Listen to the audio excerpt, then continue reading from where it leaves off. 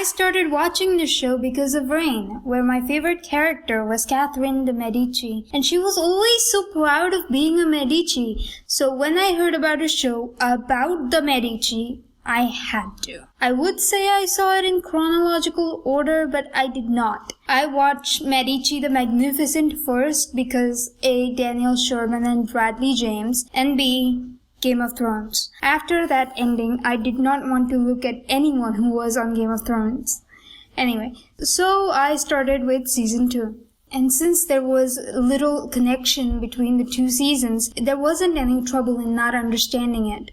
However, recently I figured I should finish the first season, and in quarantine I wanted a clever TV show that would be enjoyable, and Medici season 2 and 3 were. About time I watched the first one. And that is what I'll be reviewing today. Subscribe to my channel. I'll be returning with the other 2 seasons soon. And let's get started.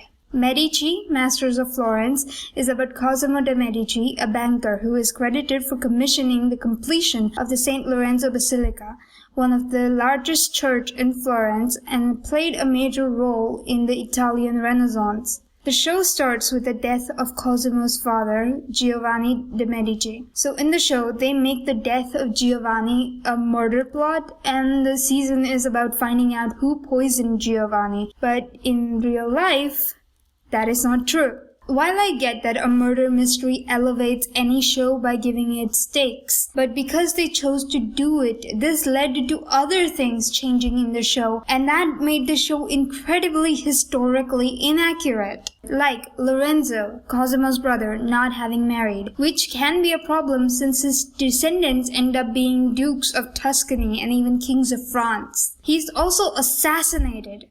Again, historically inaccurate. He wasn't assassinated by Pazzi men. He died at a family villa in Carraghi at the age of 45. Also, since Giovanni was never murdered, Cosimo doesn't accuse his brother of poisoning their father. Also, his love interest, Rosa, didn't exist. He was married and he had 2 children. Furthermore, Marco Bello, Cosimo's close assistant, advisor, and friend, didn't exist. There was a Marco Bello, don't get me wrong, but he was a painter and not a semi-soldier, assassin, advisor person. Rinaldo Albizzi wasn't murdered. He was exiled from Florence, that much is true. He went to live till the age of 45. Another historical inaccuracy might be that the Medici were not as beautiful as they are in the show, which, fine. It's a show. And since people are gonna be looking at their faces and they aren't exactly good, pure people, having handsome faces eases that semi-bad things. And no one would watch it if they were ugly, okay? That's just how human brains function. So, there's that. Contessina never entered the Signoria on horseback. It was probably the other Italian states that helped reduce Cosimo's sentence to an exile. See, the thing with historical fiction is that it is real.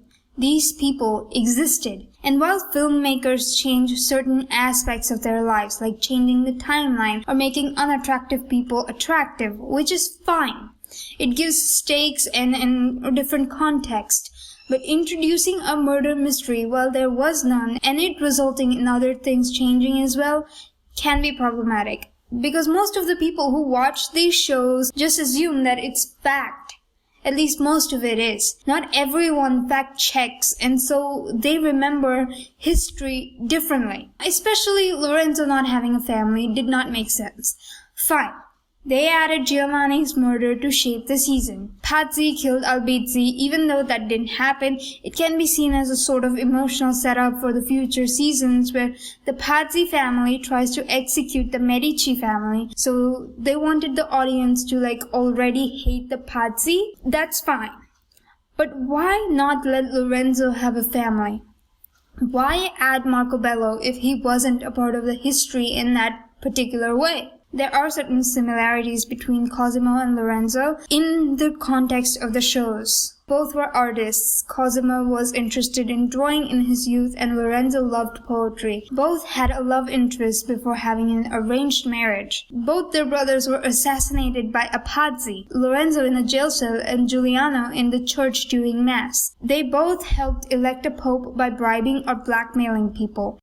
By the way, what happened to the Pope in the first episode flashback, who came to power with the help of the Medici family, where Giovanni sent Cosimo and Lorenzo to, bribe all the other cardinals so that they'd elect their specific person of choosing to Pope? I don't think he was mentioned again. Correct me if I'm wrong. Cosimo and Lorenzo both had an advisor/friend/assassin who didn't exist in real life. For Cosimo, it was Marco Bello, and for Lorenzo, it was Bruno Bernardi. Both of them are extremely clever men. The Black Plague, has reached Florence, and the rich flee the city. Taking advantage of the situation, Albizzi convinces the general public that the plague has come to them because of Cosimo and his usury. I had to look that up, by the way. It means bankers who charge a very high interest. Anyway, so Albizzi has convinced the people and they start destroying the basilica that Cosimo has built, and Cosimo comes back to the city. He first goes to the Signoria and asks them to make Albizzi stop, but they are of no help. While talking to Marco Bello and Bruscelli, the architect of the basilica, he has an idea. He provides shelter to all the people infected by the plague, thus effectively stopping Albizzi from destroying it if he doesn't want to look bad. At the same time, he is attracting the people to him as the person who helped them during the plague. That was really clever. As clever as Cosimo is, he can also be quite stupid. For example, the way he treats Contessina over and over again, despite the fact that she has proven herself to have a very good mind for politics. Admittedly, that was the way marriage usually was during those times, yet you can't help calling him out on his bullshit.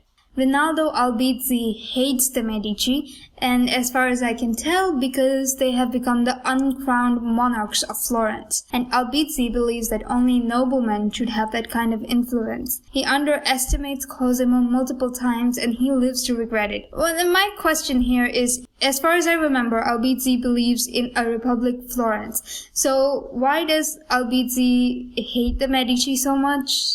There must be something. I mean, in the context of the show, I'm speaking, okay? Anyway, another favorite character of mine would be Lucrezia because, well, I have seen the seasons 2 and 3, so I already know what Lucrezia grows up to be. She's an amazing character.